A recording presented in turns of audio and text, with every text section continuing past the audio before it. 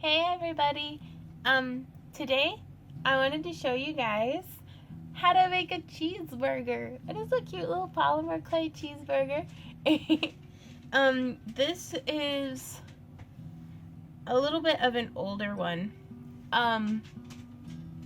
but I still like it. It's modeled after a Five Guys cheeseburger because those are my favorite. What's your favorite cheeseburger?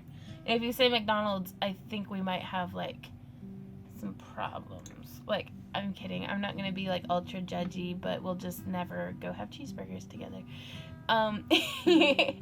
So this is another example. This one has not been glazed yet.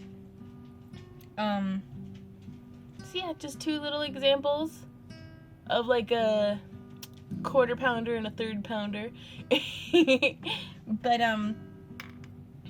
the materials that we'll need today are a little loop, and that will become the bail up here. You'll need some round nose pliers and some wire snips and like some bent nose pliers. Sorry, I'm trying to find my round nose. They've vanished from the material realm. Here they are. Found them. But just some pliers for shaping our head pin, which this is a head pin. If you can see, it has a little nail head just right there that keeps stuff kind of from sliding off. This is 2 inches, or roughly about 50 millimeters, 5 centimeters. I don't know if I said it already. I'm kind of scatterbrained today. I apologize in advance, but it's 20 gauge wire with a little head pin on it. If you don't have a head pin, you can just use this length of wire that you've put like a little hook on. Let me see if I don't have a piece of scrap wire that I can demonstrate on. And I do. So if you don't have a head pin, what you'll want to do is take just a piece of scrap wire and make a little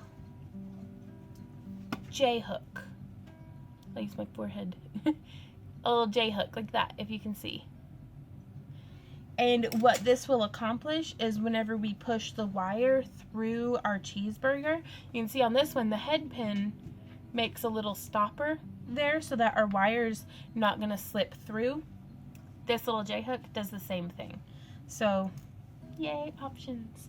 I have my meat color, which this sans dog hair is a mixture of chocolate brown Sculpey and suede brown Sculpey. Sculpey 3. Just mixed together. Just, you can kind of see the little bit maybe of the gradient. I don't know, I mixed it together pretty well. And this is rolled out on the thickest setting 1 on my pasta machine. Then we have, this is just a little bit of green. It's a mixture of Granny Smith and leaf green. Granny Smith. Here we have just some beige. And then I made my cheese color. It's a nice like Velveeta yellow. It's a combination of cadmium yellow and orange. And use your own discretion. You might want some Swiss cheese on your sandwich if it's an artisan burger. But yeah, just, I mean, macaroni and cheese yellow. American cheese. Okay. And then also I have an orange pastel from my chalk pastel box that I got at Michael's like a million years ago. And a little craft knife, because what we're going to be doing is I'm going to like shave some of the chalk off, and then I'm going to use it to darken down my situation. But we'll get there. So I'm going to move the camera real quick so that y'all can see what it is that I'm doing. With my dog grunting in the background. Okay, so here we have our work surface. You can use a cookie cutter, you can use just your craft knife, you can, use your fingers and smush out a ball, but here I have a 20 millimeter round cookie cutter, and I'm just gonna punch out. That's my patty. So now this can go off to the side. Also, if you want tomatoes, just some straight cadmium red works really well. Also, like if you want pickles or onions, just mix up your clay to suit however you like. Now, I'm going to roll our beige out to the thickest setting on the pasta machine. And I'm going to take 3 of these little cookie cutters worth of the clay.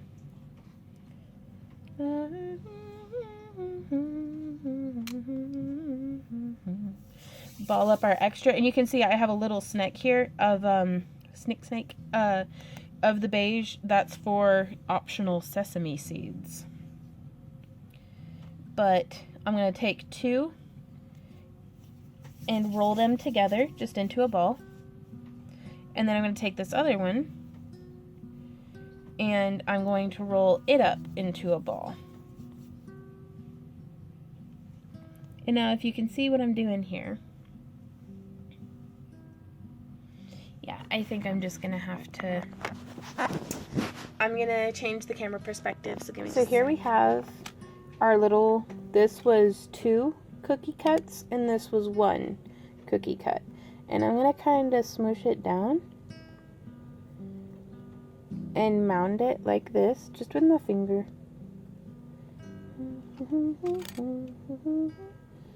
And you want it to be kind of roughly the same size as the meat. I kind of like my meat hanging over. That sounds strange. But just to kind of... Then I'm going to flip it over because this is actually this flat side that we just made. That's going to be where the cut in the bread was. And over here I have some orange pastel, but I'm going to shave off some more so you can see how it's done. I just take the sharp edge of my craft knife and just real lightly. It doesn't take a whole lot. I just shave it off as demonstrated. And now I'm going to take this and I'm going to dab my finger into the orange and I bake my buns. And you see how that adds just a little bit of tint to it.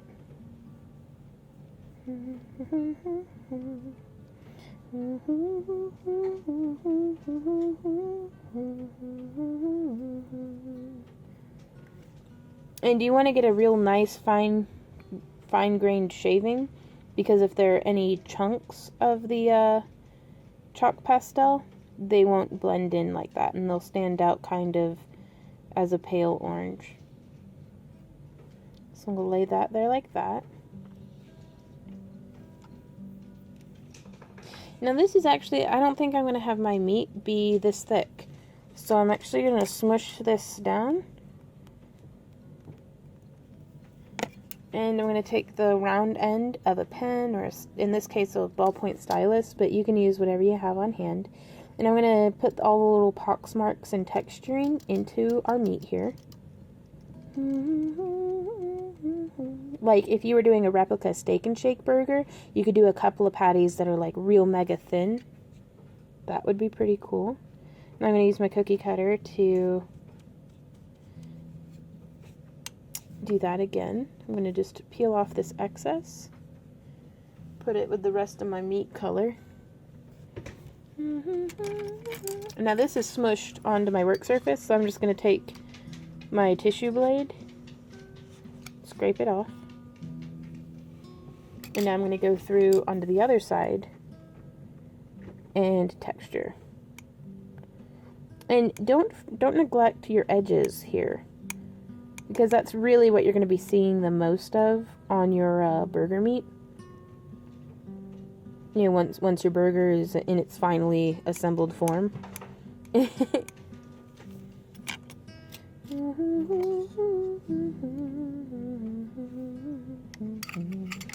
So now I'm going to put the texture side down.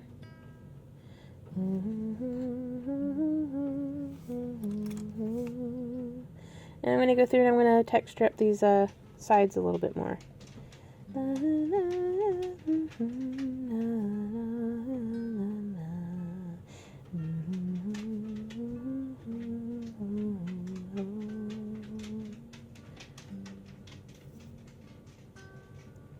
And this one, it's going to be a cutesy burger. Like, I'm not going for full-on realism here, but I do want it to look like, you know, a pretty accurate but still toy-looking miniature cheeseburger.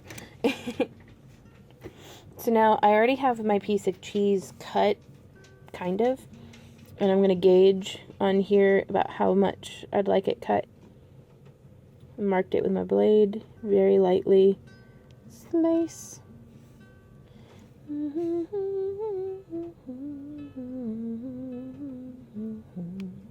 Now, the sharp machine cut edges of the cheese, I feel like actually lend themselves to the look of the cheeseburger, because if any of y'all, I don't want to presume that everybody knows what processed cheese tastes and looks like, but that looks basically just like processed cheese. Now, to make the pieces of lettuce, you're just going to pinch and then pull. And then I'm going to take that and place it. And so you'll pinch and pull. See how that kind of makes a really nice textured effect? This clay is very soft and sticky. Yours may not be so soft and sticky, but I have to be kind of careful as I work with it. But so you're tearing off essentially little leaves of clay, and you want that jagged, ruffled, textured end to be what's hanging out on your cheeseburger. I actually like leaving my fingerprints on the designs like this because it gives it a little bit more of a natural look, because lettuce has all that natural veining and everything in it, you know what I mean? Like, just more of that textured.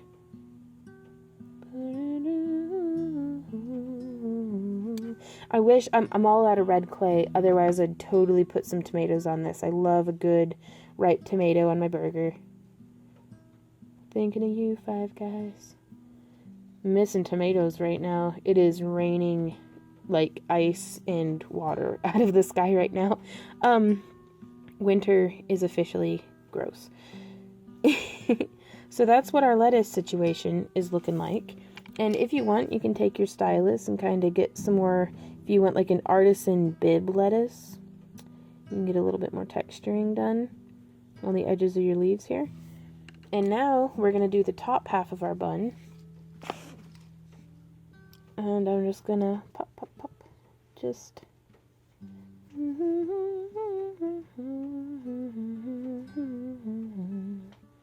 knead the dough. Keep it in a nice round shape there on the top, but you do want a nice flat part of where your bun's been cut. And used to, I would make like a roll or bun shape and then cut it, but I'd have to go back through and redo this anyways. You can see here, I got some green on there, so I'm just going to use my fingernail to remove that. Put that off in my scrap clay, and now I'm going to reshape that part that I did with my fingernail. And I've got some more of my pastels here, so I'm going to bake my bread.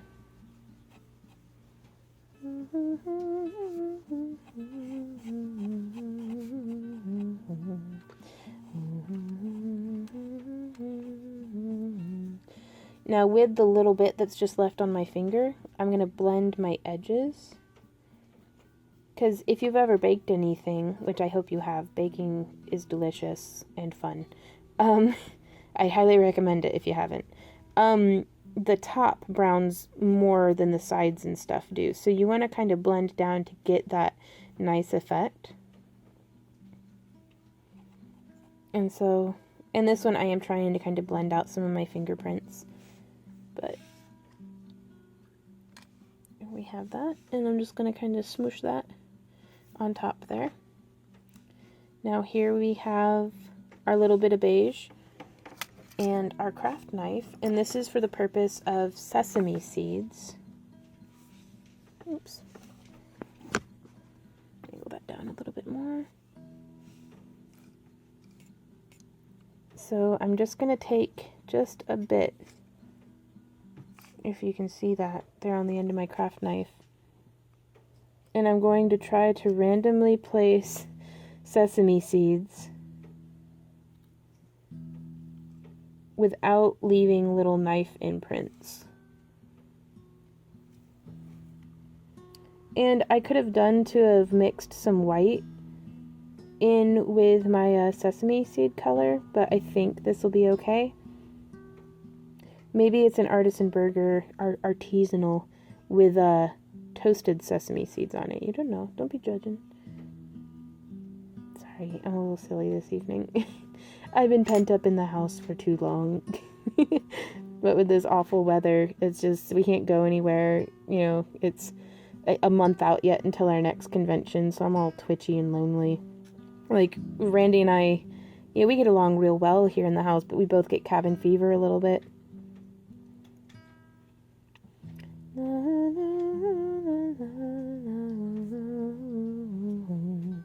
Now also, this is just a little idea to show you, if you're feeling intimidated by getting into polymer clay, this is a great way to utilize, if you got like a sampler pack that only has a little bit of each color. You can make your tan by just mixing some white with some brown, like a very little bit of brown, because remember, you can always add more in, but and technically you could, you know, if you make it too dark, you could add some more of the white clay in, but it's easier, you know, to just start small, add in very gradually.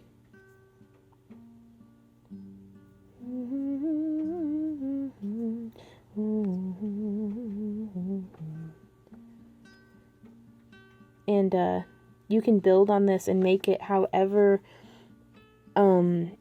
intricately textured and detailed. Like, something that if I were putting a little bit more time into this and really wanted to make like a very impressive art piece, I would go through and I would roll and shape very carefully all of my sesame seeds first, bake them, and then place them onto the bread. Because that's a lot more realistic as to how the burgers are actually made. Like, whenever the sesame seeds themselves are hard and are put onto the soft dough before it's baked. So, it would give us a more realistic effect if we did it that way. But I just wanted to do a quick little tutorial to show y'all just something fun. Like, if you're hanging out with friends and they aren't particularly, like, if they aren't experienced with polymer clay, this is a fun little project. It doesn't mean cheeseburger. So now we're going to take our head pin, and I'm going to just insert it up through the end in the center of our burger. Try to not let it shift too much as it pushes through. Sorry, I didn't mean to go off camera there. And that is that. Now this we would take and bake. So what I'm going to do is, I actually have one over here, pulling a full Food Network trick on y'all, but I have one over here that's already baked. So I'm going to demonstrate with it. What we're going to do is bend the neck of our head pin, and you could make a small loop to put a ring through, or you could make a slightly larger loop. If I'd given myself more wire, I would have just made a larger loop. But so we have this 90-degree bend. I'm gonna grab it about here, as far up as my pliers can reach, and about that far up the nose of my pliers. Just get to know your pliers a little bit, and you'll be able to know, based on the thickness of the tip of your pliers, how large of a loop it'll make, because you do not want your loop to be too small. And then I'm just going to start, I broke off some of my lettuce. Start shaping that around. Being careful to not do too much damage to your cheeseburger, if at all possible. So now you can see I've got this little wrapped around that way. I'm going to trade my hands to where my pliers are in the other hand. I'm actually going to flip this around. I'm going to grab the tail of my wire with my pliers, like this, and I'm going to bend it around the neck of the wire that's coming out of the cheeseburger, so that it looks more like that. And I'm going to go around one more time.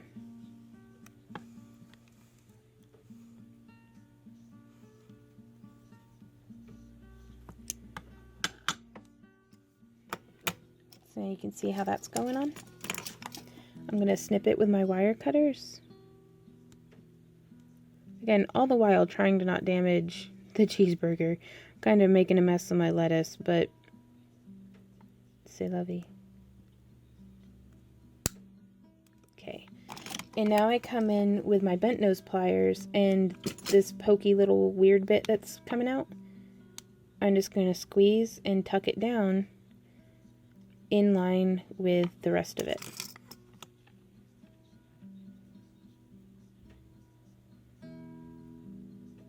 And so there's us a little cheeseburger.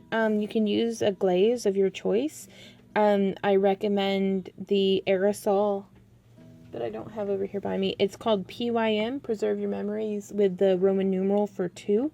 Or you could use some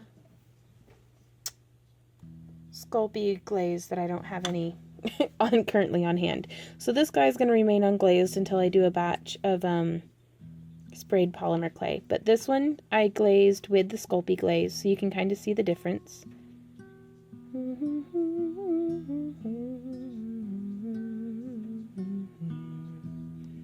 But yeah, so cheeseburgers. So I hope y'all enjoyed this tutorial. You would just insert a jump ring through there, which I will show you how to do right quick, just because for completion's sake. Normally I'd be using like some chain nose pliers, but those have also vanished from the material realm. What did I do with that thing?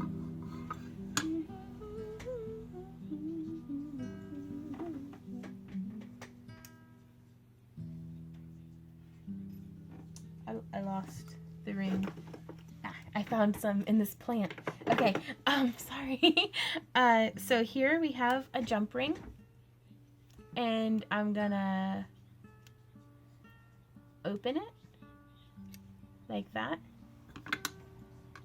put it through the loop on our cheeseburger, and then I'm gonna close it like this. Boom. Just like that. And now you've got a plenty large loop to string it up on a keychain or a necklace or whatever you like. Zipper pulls, they make really cute zipper pulls for like a jacket. You might want to make sure that you take it off before you wash your jacket, because I can't vouch for the viability of PolymerClay cheeseburgers in the washing and drying machines. So thanks you guys for watching through this video with me. I hope you enjoyed it. I hope it was helpful. It maybe inspired you to try something new, expand on what you're already doing, or just make a bunch of cheeseburgers. If you enjoy our tutorials and would like to support keeping them free and my teaching of workshops at the different conventions and stuff that we go to, please consider becoming a patron on Patreon. For just $1 a month, you get your name in the hat to win a one-of-a-kind, hand-sculpted by me PolymerClay fairy house, or as I enjoy calling them, homes for the gnomeless. Isn't it cute though? Like, you couldn't see, but I could see you through it. Well, not really. I could see the camera. Never mind. But yeah, I do hope that y'all just keep enjoying my videos. If you have any requests for stuff that you'd like to see, or any ideas or comments or concerns or anything like that, just leave a comment down in the area below. Also, there's a link to Patreon down in the somewhere. And I think I'm gonna go have a cup of coffee and take a nap. I don't know. But thanks guys for watching. I'll see y'all around.